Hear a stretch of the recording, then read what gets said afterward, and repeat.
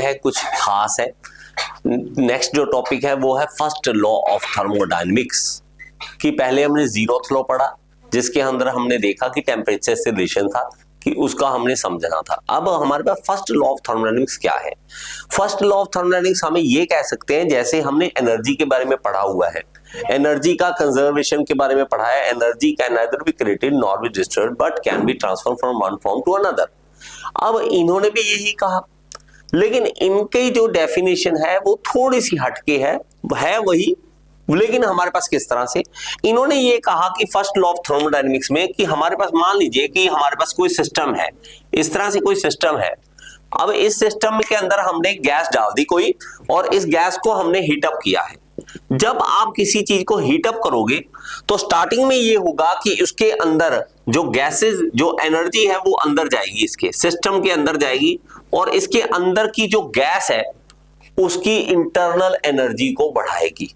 अब आप कहेंगे सर इंटरनल एनर्जी वो होती है जब हम उसकी गर्म कर रहे हैं, एनर्जी दे रहे हैं, वो अपने आप अंदर समा रही है। अपने गैसेस की एक क्षमता होती है, या किसी भी फ्लूइड की, किसी भी हमारे पार्टिकल की एक क्षमता होती है कि अपने अंदर किसी एनर्जी को समा सके, वो हमारे पास इंटरनल एनर्जी होती है।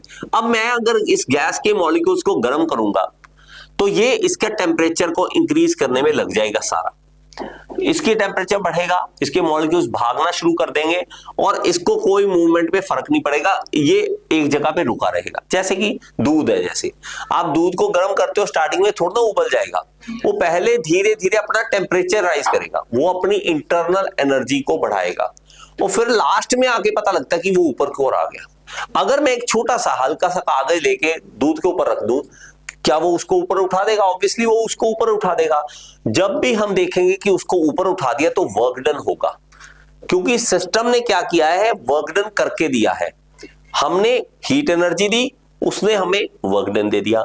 लेकिन यहां से जो हमने हीट एनर्जी दी है वो पहले नहीं वर्क डन कर रहा, पहले वो अपनी इंटरनल एनर्जी को बढ़ा रहा है, चेंज कर रहा है इंटरनल एनर्जी को। इंटरनल एनर्जी को यू से लिखते हैं, और डेल्टा मतलब उसमें चेंज ऑफ इंटरनल एनर्जी। उसके बाद क्या होगा, इस पिस्टन की मूवमेंट आपको देखने के लिए मिलेगी कि पिस्टन ऊपर की ओर उठ गया।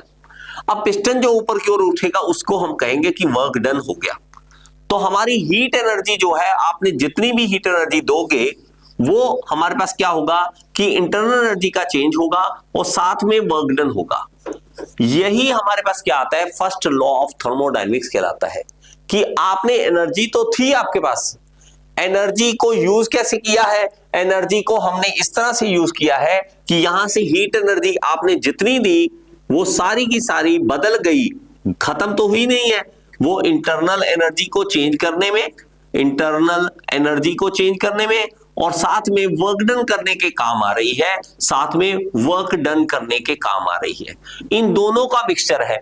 आपने मान लीजिए 100 जूल एनर्जी यहां से दी, यहां से मान लीजिए 40 जूल इसने ले ली और वर्क डन हुआ 60 जूल का, तो हमारे पास 100 का 100 ही रह गया। तो यही हमारे पास क्या होता है, फर्स्ट लॉ ऑफ थर्मोडायनेमिक्स होता है। अब आप कहोगे इससे होगा क्या सर, इससे क्या होने वाला है? इससे हमें यह पता लगेगा कि इंटरनल एनर्जी कितनी बढ़ा सकते हैं किसी चीज की, कितना वर्क डन कर सकते हैं।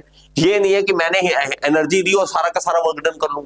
हमारे कुछ ऐसे सिस्टम था, आप अभी काम नहीं किया, जॉब नहीं किया, कंपनी वाले ऐसा चाहते हैं कि जितना मैं एनर्जी लगाऊं उतना मेरे पास वर्क डन आए। मैं कहूंगा कि सर यहां पे मान लीजिए यहां पे बिजली बन रही है, बिजली बनने पे आउटपुट मुझे बिजली की मिली कि 100 जूल एनर्जी मेरे पास बनी, एनर्जी इलेक्ट्रिसिटी एनर्जी 100 जूल यहां पे मेरे पास फाइनल काउंट में मुझे मिला। लेकिन वहां पे देखा तो 400 जूल एनर्जी आपने जलाई थी। 400 जूल एनर्जी कैसे? कोयले के रूप में, पेट्रोल के रूप में आपने 400 जलाई, करते करते करते करते 100 पे पहुंच गई। आप कहोगे यार बाकी कहां चली गई, ये तो वर्क डन हमारे पास फाइनल तो 100 ही मिला ना, 400 जलाई थी, तो आप 300 कहोगे वेस्टेज में चलेगी, इंटरनल एनर्जी में चलेगी, वहां चलेगी, आप एक्सप्लेनेशन दे सकोगे।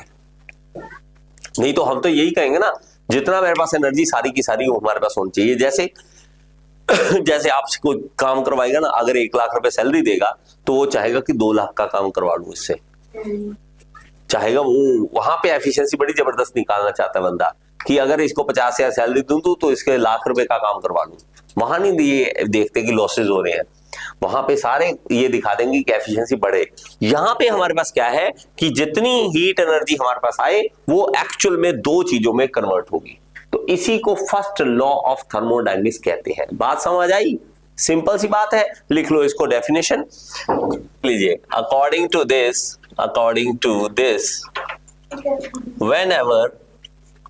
whenever heat is added to a system, अगर हम सिस्टम में ऐड करें heat, it transform into an equal amount of energy. It transforms into an equal amount of energy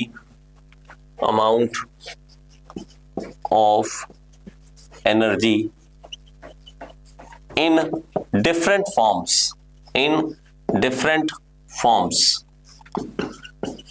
अलग अलग रूप में बदल जाती है। तो मेरे पास यहाँ पे दो चीज नई हमें सुनने को मिली, एक है इंटरनल एनर्जी और दूसरा है वर्क डन। अब हमें वर्क डन का फॉर्मूला पता है, आपको पता है वर्क डन का फॉर्मूला? Yes sir. क्या होता है? क्या है? पहले बात इंटरनल एनर्जी। इंटरनल एनर्जी हमारे पास क्या है? इंटरनल एनर्जी हमारी डिपेंड करती है कि हमारे मॉलिक्यूल्स के अंदर कितनी एनर्जी हम उसको दे रहे हैं, हमारे मॉलिक्यूल्स कितनी एनर्जी अपने अंदर समा सकते हैं, तो वो हमारी इंटरनल एनर्जी कहलाएगी। तो इसको अब कभी भी निकालना हो तो हम कह सकते हैं कि mc डेल्टा टी, जैसे मैंने आपको पहले भी समझाया था लास्ट लेक्चर्स में। मास है मैटर का, c है उसकी स्पेसिफिक हीट है, डेल्टा टी है टेम्परेचर का चेंज, जो हमने पहले पढ़ा हुआ है। ये यू है बेटा, सी है, सी को एस से लिख लीजिए, अगर आपकी बुक कहती है एस से तो एस से लिख लीजिए, कोई इशू नहीं है, ठीक है। अब दूसरा जो है हमारे पास होता है वर्क डन। अब जो वर्क डन है उसको हम कैसे लिखें? हमें तो वर्क डन का एक चीज पता है, फोर्स इनटू डिस्प्लेसमेंट, ये हम समझते हैं कि हमारे पास ये होता है। लेकिन एक चीज देखो, हमारे पास जब भी थर्मोडायनेमिक प्रोसेस होती है, यहां पे मेरे पास मान लीजिए वही सिस्टम है और इस सिस्टम के अंदर हमने गैस भरी और गैस भरने के बाद यहां पे मैंने आग जलाई और आग जलाने के लिए इसके गर्म करना स्टार्ट किया। सबसे पहले उसकी इंटरनल एनर्जी बढ़ेगी, उसके बाद होगा वर्क डन। अब यहां पे दिक्कत सबसे बड़ी आ रही है कि फोर्स कितना है ये कैसे पता चले? फोर्स नहीं पता लग रहा। डिस्प्लेसमेंट, जब पिस्टन मूव करता है तो कितना मूव कर रहा है, क्या हो रहा है, वो भी नहीं पता लग रहा। तो हमें कुछ अलग करना पड़ेगा इसके लिए। होता वर्क डन वही का वही है जो आपने पहले पढ़ा है, उसमें कोई डिफरेंस नहीं है, वर्क डन का फॉर्मूला वही रहेगा। अब दिमाग थोड़ा सा इसमें लगा कि इसमें नहीं भाई साहब, फोर्स इसमें नहीं कोई काम कर सकता। हमें तो एक चीज पता है, प्रेशर, वॉल्यूम और टेम्परेचर, उसकी टर्म में ला दोगे तो इजी रहेगा। तो हम क्या करते हैं, प्रेशर जो होता है वो होता है फोर्स पर यूनिट एरिया। अगर एरिया को इधर ले जाए तो प्रेशर इंटू एरिया बन जाएगा फोर्स। तो मेरे पास जो फोर्स है उसको लिखेंगे pressure into area into displacement, तो ये हमारे पास फॉर्मूला आ जाएगा। लेकिन अगर आप एरिया इंटू डिस्प्लेसमेंट देखोगे, डिस्प्लेसमेंट मतलब डिस्टेंस, डिस्प्लेसमेंट मतलब एक डिस्टेंस है कोई सर्टेन, एरिया इंटू डिस्टेंस क्या हो जाएगा, वॉल्यूम। तो हमारे पास pressure into change of volume, कितना वॉल्यूम का चेंज हो रहा है। हम कहेंगे कितना, डिस्प्लेसमेंट क्या होता है, चेंज होता है ना, तो हमारे पास चेंज ऑफ वॉल्यूम। तो आगे से कभी भी वर्क डन में देखेंगे थर्मोडायनेमिक में तो पी डीवी होगा। इसको पी डेल्टा वी या पी डीवी ऐसे लिख सकते हैं, P DV change of volume. तो आपको बहुत ही इजी लगेगा, कभी आपको टेंशन नहीं। प्रेशर निकालना है इजी है, वॉल्यूम निकालना इजी है। आप देखोगे वॉल्यूम का चेंज कितना हुआ है, वॉल्यूम का चेंज कितना हुआ है, वॉल्यूम का चेंज से हमें समझ आ जाएंगे। और सबसे मेन बात ये होती है गैसेस में, गैसेस वॉल्यूम चेंज होती है, वहां पे कभी डिस्प्लेसमेंट नहीं होती। कभी गैस ऐसी नहीं कि इधर इधर जाएगी, बस गैस सब जगह फैलती है, अगर फैलेगी सब जगह जाएगी, उसको एक जगह पे डिस्टेंस नहीं उसको मतलब होता, इसलिए उसमें वॉल्यूम का चेंज देखना है। प्रेशर, हमारा प्रेशर गेज से पता लग जाएगा, वॉल्यूम हमारा सीधा वॉल्यूम वाले फॉर्मूले से आप देख लेंगे कितना चेंज हुआ है, चलो जी उससे हमारे पास वर्क डन पता लग जाएगा।